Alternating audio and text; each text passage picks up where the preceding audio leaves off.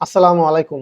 ভারতীয় premier league IPL এর 12,68,00,000 টাকার Mustafiz Pakistan super league PSL এ মাত্র 2,81,00,000 টাকা।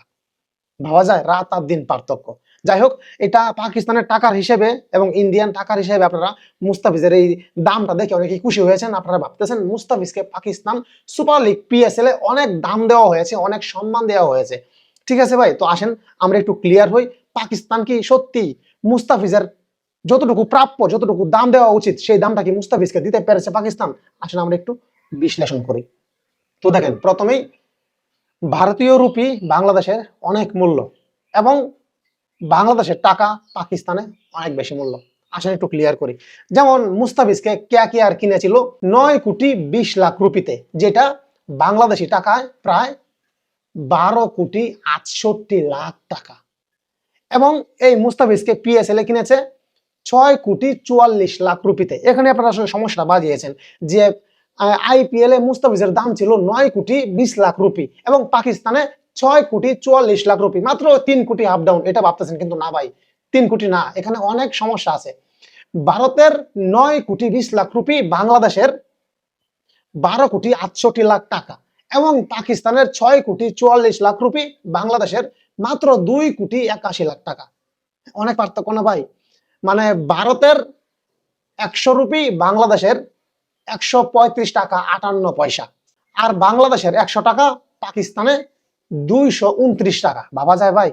ইন্ডিয়ান রুপি বাংলাদেশে আসলে ডাবল বেড়ে যায় দাম, 135 হয়ে যায় 100, আর বাংলাদেশের 100 পাকিস্তানের কাছে 229। তার মানে পাকিস্তানের রুপির ভ্যালু অনেক বেশি কম। তো আপনারা যারা ভাবতেছিলেন যে মাত্র 3 কোটি আপ ডাউন, ভারত দিয়েছিল মুস্তাফিজকে 9,20,00,000 রুপি, পাকিস্তান দিয়েছে 6,44,00,000 রুপি, মাত্র 3 কোটি আপ ডাউন না ভাই। এখানে আমরা যেটা পেয়েছিলাম ভারত থেকে আইপিএল থেকে সেটা হচ্ছে 12,68,00,000 এবং পাকিস্তান থেকে যা পেয়েছি সেটা হচ্ছে 2,81,00,000। মানে 3 ভাগেই নাই, 4 ভাগের 3 ভাগেই বাদ বলতে পারেন। এখন কথা হচ্ছে মুস্তাফিজকে কি পাকিস্তান দামটা খুবই কম দিয়েছে? হ্যাঁ ভাই, একভাবে কম দিয়েছে, আরেকভাবে কম দেয় নাই। প্রথমত কিভাবে কম দিয়েছে আমি সেটা বলি। মুস্তাফিজ একজন বিশ্বমানের বোলার। তারা Pakistan Steve Smith Australian batsman, তাকে নিয়েছে প্রায় 12 কোটি টাকা দিয়ে, যেটা বাংলাদেশের প্রায় 6 কোটি টাকা পড়ে।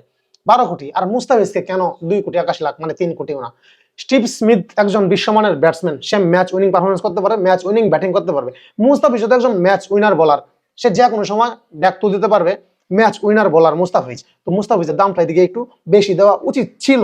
এদিকে যদি আপনি কম্পেয়ার করেন স্টিভ স্মিথের সঙ্গে মুস্তাফিজের, এবং অপর দিকে যদি ভাবেন যে 9,20,00,000 রুপি ভারতীয় রুপি দিয়েছিল মুস্তাফিজকে, পাকিস্তান 6,44,00,000 রুপি দিছে, কম দিল কোথায়? আসলে কম না। এখানে আইপিএল এর ব্র্যান্ড ভ্যালু এবং পাকিস্তানের সুপার লিগের ব্র্যান্ড ভ্যালু কিন্তু রাত আর দিন পার্থক্য। প্রতিটা ক্রিকেটার মুখিয়ে থাকে আইপিএল খেলার জন্য। কেন? কারণ ওখানে শুধু টাকা আর টাকা। যাই হোক বন্ধুরা, ভিডিওটা ভালো লাগলে শেয়ার করে দিবেন এবং আপনাদের মূল্যবান মতামত কমেন্টস বক্সে জানাবেন।